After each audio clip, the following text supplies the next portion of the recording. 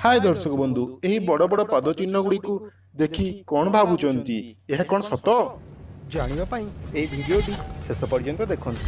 ଜୟ ଜଗନ୍ନାଥ। दर्शक बंधु आज को प्राय अनेक वर्ष तले एई विश्व रे एते बड़ बड़ आकार जीव माने थिले ता आपण विश्वास भी करि परिबेनी। सेमानकर आकार एते बड़ थिला जे सेमानक सामने आजिकाली आपण माने देखुवा बड़ बड़ अट्टालिका बिल्डिंग गुड़िक बहुत छोट लागुला। कौन दर्शक बंधु मो कथार विश्वास होनी ना आज मु आपंक यह प्रमाण सहित देखी तेणु जानापी भिडटी शेष पर्यंत देखु। जय जगन्नाथ।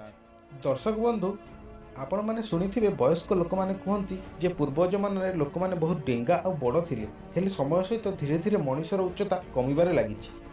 पथर खोदेई मिलता मनुष्यर यही बड़ बड़ कंकाल गुड़ी को देखि थरे भावंतु से जमानार लोक मैंने केते बड़ बड़ डेंगा नथिले। गोटे मनुष्यर उच्चता 50 फुट पाखापाखि थिला एवं ताहार कंकाल पाखरे यही साधारण मनुष्यटीए केते छोट देखा जाउची। थरे भावंतु तो स्टोन हिज रे थिबा सेही बड़ बड़ पत्थर कलाकृति एवं ईस्टर द्वीपपुंजर थिबा सेही विशालकाय पत्थर आकृति गुड़ी और इजिप्टर सुउच्च पिरामिड गुड़ी को देखि केबे भाबिचंती ଏହା କେମିତି ବନିଥିବ। ସେଥିରେ ଥାକ ଉପରେ ଥାକ କରି ରଖାଯାଇଥିବା ପଥର ଗୁଡ଼ିକ ଏତେ ବିଶାଳ ଥିଲେ ସେଗୁଡ଼ିକର ଓଜନ 5 ଟନ୍ରୁ ମଧ୍ୟ ଅଧିକ। ବିଶ୍ୱରେ ଅନେକ ସ୍ଥାନରେ ଏମିତି ଅନେକ ଗୁଡ଼ିଏ କଳାକୃତି ଦେଖିବାକୁ ମିଳେ ଯେପରିକି ଷ୍ଟୋନ ହିଞ୍ଜ ଏବଂ ଇଷ୍ଟର ଆଇଲ୍ୟାଣ୍ଡରେ ଥିବା ବଡ଼ ବଡ଼ କଳାକୃତି ଗୁଡ଼ିକ। ସେ ପଥର ଗୁଡ଼ିକ ଏତେ ବଡ଼ ଆକୃତିର ଥିଲା ଯେ ତାକୁ ଉଠାଇବା ପାଇଁ ପାଖାପାଖି 35,000 ଜଣ आम भली मनीष आवश्यकता पड़ो आतेबले कौन मेसीन भी नथिला जे ताकू उठेवा आतेबले सेठी एते संख्यार अधिवासी नथिले। आपण माने कहि पारंती कि हाथी द्वारा निया जाई परिवो।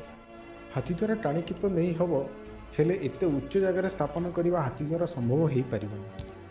तेबे ए सब केमिति संभव हैला? दुनियार कोण अनुकोण विभिन्न प्रकार पौराणिक ग्रंथ मानकरे एही भली बड़ बड़ दानव व बड़ बड़ आकृतिर मनीष मानक कथा उल्लेख रही एवं विश्वर विभिन्न स्थान में बड़ बड़ पथर मूर्ति मान रही जार आकृति बहुत बड़ होता है। सबुठ बड़ आश्चर्यर कथा हेउची विश्वर गोटे कोणर लोक अन्य कोणर लोक मान सहित परिचित मध्य नथिले कि कौनसी प्रकार कम्युनिकेशन मध्य नथिला। ताहले समस्ते से एका प्रकार बड़ बड़ दानवंक विषय केमिते उल्लेख कले। रामायण रे कुंभकर्ण कथा उल्लेख अछि सेहीपरि महाभारत मध्य घटोत्कच भली बड़ दानवर कथा उल्लेख अछि। बाइबल रे लेखा अछि आडामकर हाइट 13 फुट एवं ईव हाइट 11 फुट थिला बोली। गक्सिस पहाड़ रे मिलिथिबा जीवाश्मर कंकाळर उच्चता 12 फुट थिला एवं से कंकाळ हाथ रे एक 8 फुट लंबार खंडा थिला। आजिकाली तो लोकंकर उच्चता भी 8 फुट रु कम होईची।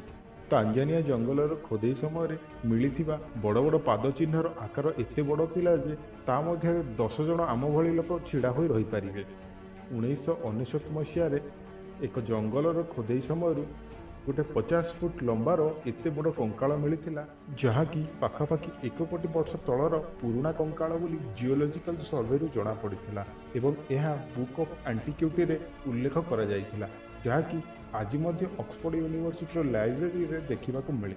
कौन दर्शक बंधु आहरी प्रमाण दरकार थरे भाभी देखंतु तो लोक माने निज घरर दुआर मुख्य कबाट केते उच्चार करिथांती जेतिकि सेमानक निजर उच्चता सेतिकि ना किंतु विश्व रे विभिन्न स्थान रे मिलिथिबा बहुत गुडे पुराना गुंफा एवं घर गुड़िकरे एते बड़ उच्चा उच्चा मुख्य द्वार केमिति थिला थरे भाभी देखंतु तो।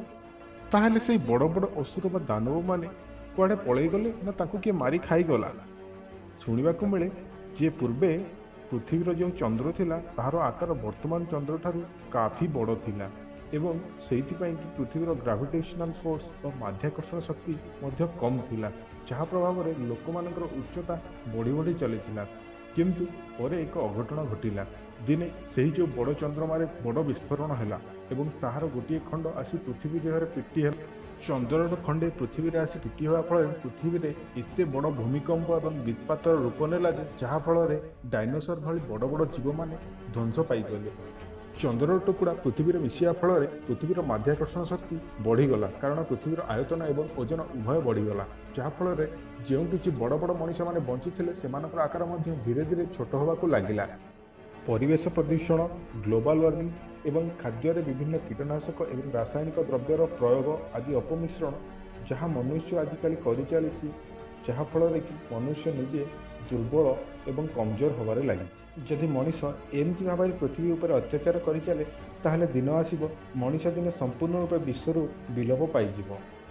ତେବେ ଦର୍ଶକ ବନ୍ଧୁ, ଯଦି ମୋ ଭିଡ଼ିଓଟି ଭଲ ଲାଗିଛି ତେବେ ଦୟାକରି ଲାଇକ୍ କରନ୍ତୁ ଏବଂ ଏହି ଭିଡ଼ିଓଟିକୁ ନିଜ ବନ୍ଧୁ ପରିଜନ ସାଙ୍ଗସାଥି ସମସ୍ତଙ୍କ ମଧ୍ୟରେ ସେୟାର କରନ୍ତୁ। ଭିଡ଼ିଓଟି ଦେଖିଥିବା ହେତୁ ଧନ୍ୟବାଦ ଏବଂ ଏହିପରି ନୂଆ ନୂଆ ଭିଡ଼ିଓ ପାଇଁ ଆମ ଚ୍ୟାନେଲ ସବସ୍କ୍ରାଇବ୍ କରନ୍ତୁ। ଆଉ ହଁ, ବେଲ୍ ଆଇକନ୍ ଦେବାକୁ ଜମା ଭୁଲନ୍ତୁ ନାହିଁ। ଜୟ ଜଗନ୍ନାଥ।